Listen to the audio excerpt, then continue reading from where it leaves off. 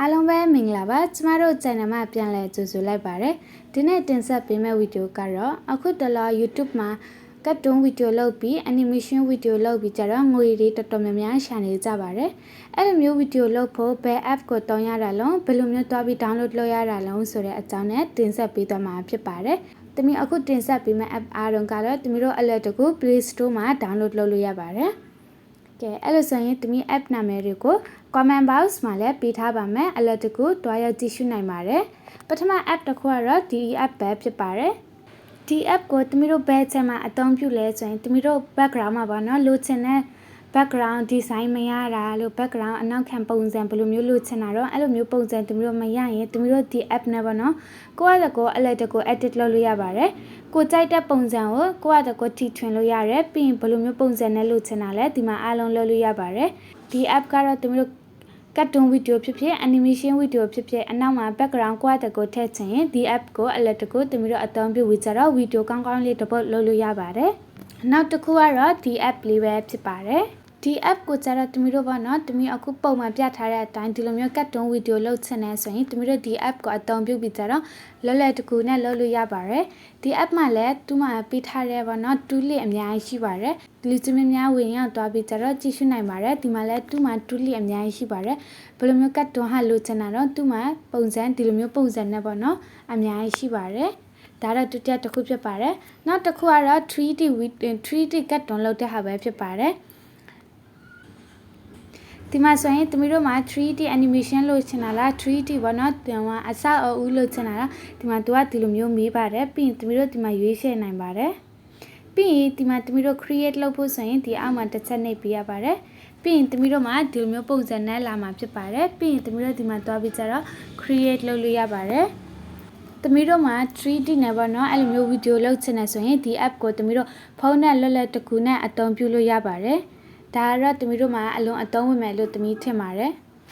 ်ဖြစ်နိုင်ရင်တော့တစ်ခေါက်လောက်သုံးကြည့်ကြပါနောက်တစ်ခုကတော့ကတ်တွန်းဗီဒီယိုပေါ့နော် 2D လုပ်တဲ့ဟာပဲဖြစ်ပါတယ်အဲ့ဒီ app ကလည်းလူသုံးများပါတယ်တမီတို့မှာကတ်တွန်းမှာပေါ့နော်သူ့မှာလည်း tool လေးမျိုးစုံရှိပါတယ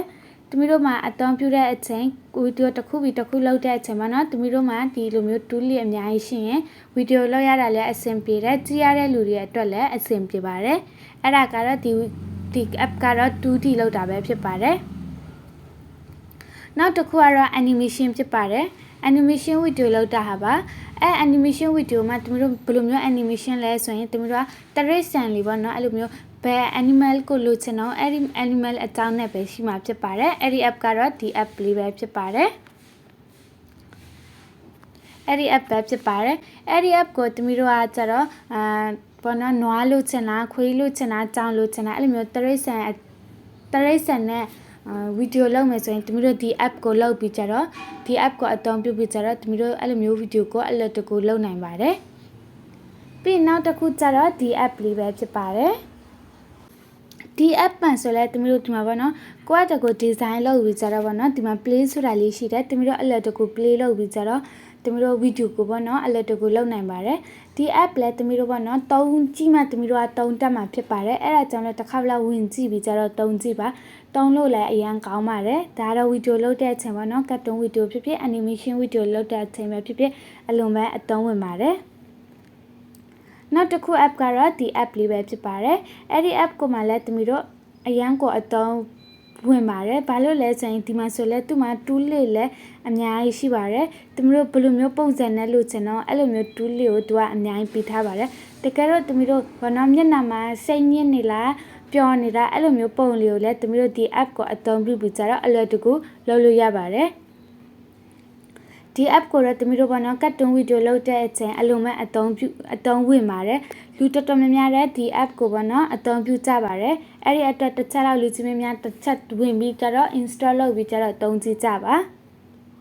Okay နောက်တစ်ခု app ကတော့ဒီမှာလူသိမြင်ရတဲ့အတိုင်းပါပဲဒီ app ကိုတော့တမီအရင်ကတစ်ခါဗီဒီယိုမှာလည်းတမီသုံးပြပေးပါတယ်ဒီ app ကတော့တမီတို့ကလေးလေးအတွက်ပေါ့နော်ကတ်တွန်းဗီဒီယိုလုပ်ပေးမယ်ဆိုရင်ဒီ app ကိုအလုံးပဲအသုံးပြုများပါတယ်ဒီ app မှာလည်း tool တွေအများကြီးရှိပါတယ်ကိုဘယ်လိုမျိုးပုံစံနဲ့လို့ချင်တော့သူ့မှာ tool အမျိုးစုံရှိပါတယ်ကိုကြိုက်တယ်လို့ဝင်ရောက်ပြီးကြတော့သုံးကြည့်နိုင်ပါတယ် ဒီနေ့တင်ဆက်ပေးတာကတော့ဒီ app လေးပဲဖြစ်ပါတယ်ဒီ app ကိုကြတော့တမီးတို့အလက်တကူ Play Store မှာလည်း download လုပ်နိုင်တယ် animation video ဖြစ်ဖြစ် cartoon video လုပ်တဲ့အချိန်မှာဖြစ်ဖြစ်ပါနော်ဒီ app ကိုတမီးတို့ဖြစ်နိုင်ရင်သုံးပေးကြပါတကယ်တော့တမီးတို့လူ2ယောက်လိုချင်တယ်ပြီးရင်ကြောင်ပေါ့နော်ကြောင်ကလေးလိုချင်တယ်ဆိုရင်လည်းတမီးဒီမှာပေးထားတဲ့ app မှာပေါ့နော်လူဖြစ်ဖြစ်ကြောင်ဖြစ်ဖြစ်နွားဖြစ်ဖြစ် app လေးဒီ app မှာမျိုးစုံရှိပါတယ်တစ်ချက်လောက်ဝင်ကြည့်ကြပါဒီ app လေးကိုအသုံးပြုပြီးကြတော့လူကြီးများပါနော်ဗီဒီယိုကောင်းကောင်းလေးတစ်ပုတ်ကိုလုပ်နိုင်ပါတယ်ပြီးရင်တမီးတို့ YouTube မှာတင်မယ်ပြီးရင်တမီးတို့ငွေကိုလည်းအလွယ်တကူရှာနိုင်ပါတယ်တမီးအခုတင်ဆက်ပေးတဲ့ app ထဲမှာပေါ့နော်ဘယ် app ကိုအဆင်ပြေတော့ပြန် comment မှာရေးပေးကြပါအဲ့ဒီ app နဲ့ပတ်သက်ပြီးဆိုတော့ဗီဒီယိုတစ်ပုတ်လုံးလို့ချင်လဲ comment box မှာမေးလို့ရပါတယ်အဲ့ဒီ app ရဲ့နာမည်ကိုရေးပေးထားလိုက်ပါတမီးအဲ့ဗီဒီယိုကိုလည်းတင်ဆက်ပေးသွားမှာဖြစ်ပါတယ်ပြီးဆုံးကြည့်ပေးတဲ့လူကြီးမများအားလုံးကိုလည်းအထူးကျေးဇူးတင်ပါတယ်နားမလည်တဲ့နေရာရှိရင် comment box မှာဟရင် Telegram group မှာလာရောက်မေးမြန်းနိုင်ပါတယ်